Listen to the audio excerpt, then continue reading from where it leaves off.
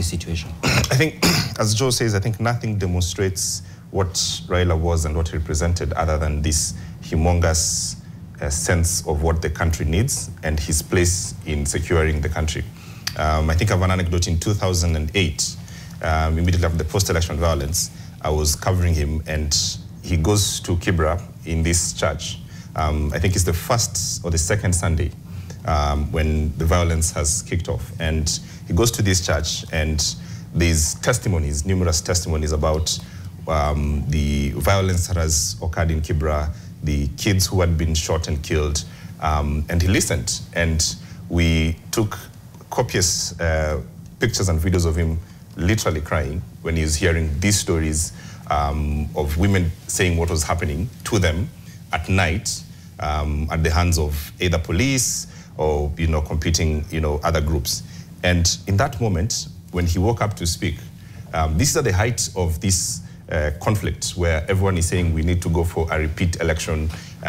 This man has won, ODM has won.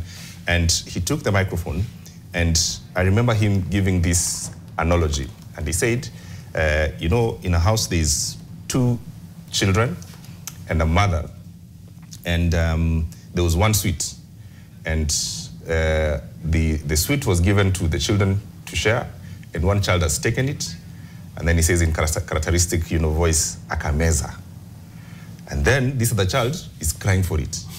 And then he says, what should the other child do? He poses this question. And he ends up saying, what I think this child should do, the other child who doesn't have the sweet, he should wait for another sweet to be brought home.